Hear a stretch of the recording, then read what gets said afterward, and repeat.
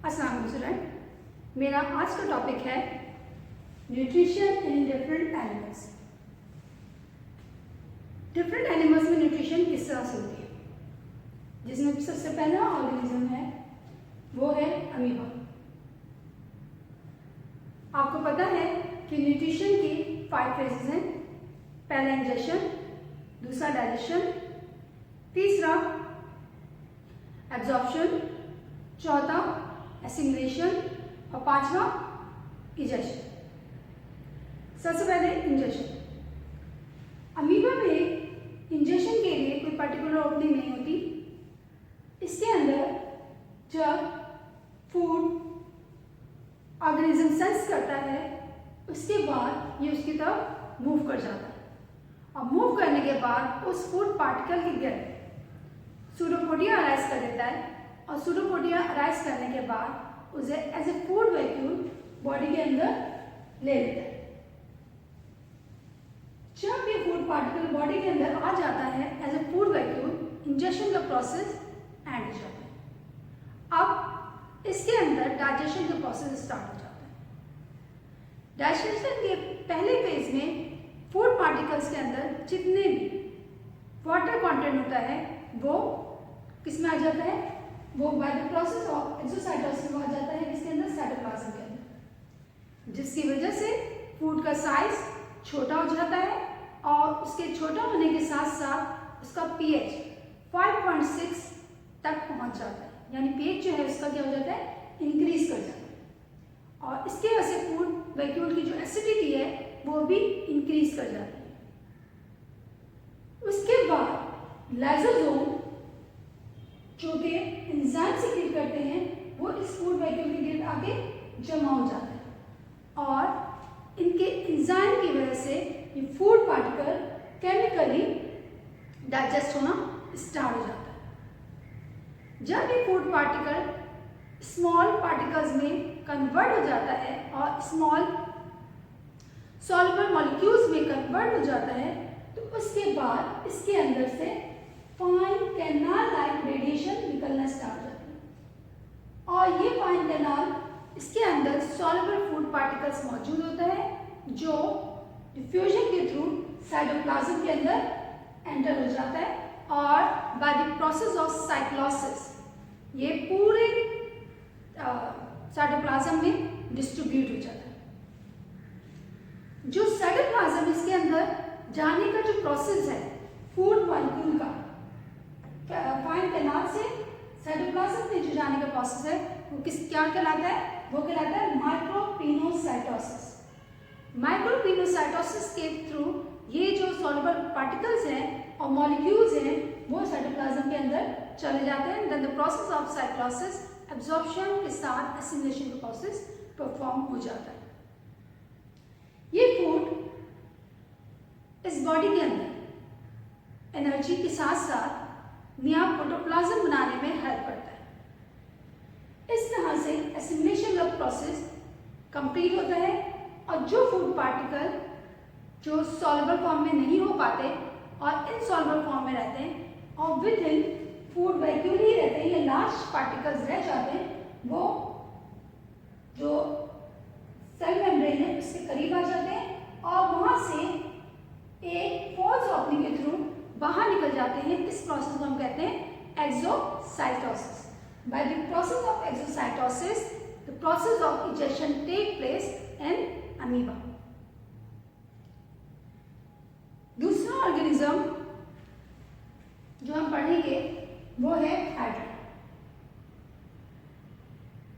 Hydra के अंदर किस तरह से न्यूट्रिशन होती है, आपको ये पता है हाइड्रा डिप्लोब्लास्टिक ऑर्गेनिज्म है जिसके अंदर 2 लेयर्स मौजूद होती हैं, एक एक्टोडर्म और दूसरा एंडोडर्म। बीच में जेलेटिनस मटेरियल मौजूद होता है जिसको हम कहते हैं mesoglea. Hydra macro filter feeder है जो crustaceans, small insects, larva and small annelids के ऊपर डिपेंड करते हैं। हाइड्रा के अंदर लॉन्ग टेंटिकल्स मौजूद होते हैं जिसके ऊपर निमेटोसिस्ट प्रेजेंट होती है। What is nematocyst? Nematocyst is a cell that is produce poisonous material or toxic material for paralyzing the prey. Here is the structure of nematocyst. जब कोई भी prey इस नायलॉन सेल्स के साथ ब्रश करता है, आगे इसके साथ लगता है, तो ये नायलोसेल्स क्या करते हैं, लिड को ओपन कर देते हैं इसके नेमेटोसिस्ट के, और इसके नतीजे में जो नेमेटोसिस्ट के अंदर कंटेंट मौजूद है वो क्या हो जाता है, बाहर आ जाता है।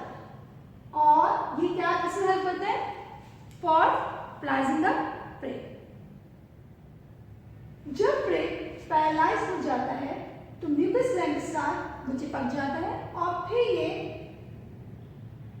टेंटिकल्स माउथ की तरफ बेंड होते हैं और माउथ से वो प्रे एंटर जाते हैं into the body cavity of hydra.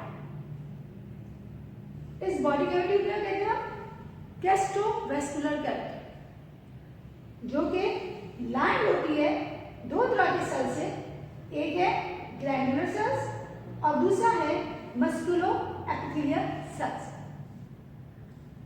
मस्कुलो epithelial cells contract करते हैं और इनकी कॉन्ट्रैक्शन की वजह से मैकेनिकल डाइजेशन टेक प्लेस होती है, जबकि ग्लैंडुलर सेल्स प्रोटोलैक्टिक एंजाइम सीक्रेट करते हैं और जिसकी वजह से इसके अंदर कार्बोहाइड्रेट, प्रोटीन और लिपिड की डाइजेशन होती है, जबकि स्टार्च की डाइजेशन हाइड्रा में नहीं हो पाती और वो as a undigested food material body के अंदर रहता है।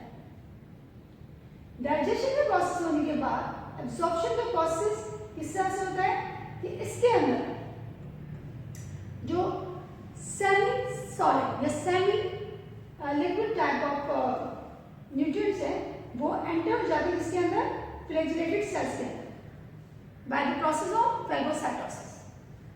फेगोसाइटोसिस प्रोसेस के थ्रू ये एंटर हो जाते हैं फ्लैगेलेटेड सेल्स के अंदर, जहां सेलुलर डाइजेशन टेक प्लेस होती है और वो कंप्लीट डाइजेस्ट कर देती है फूड पार्टिकल्स को और फिर वो मेसोग्लिया से पास होते हुए एपिडर्मिस तक चले जाते हैं।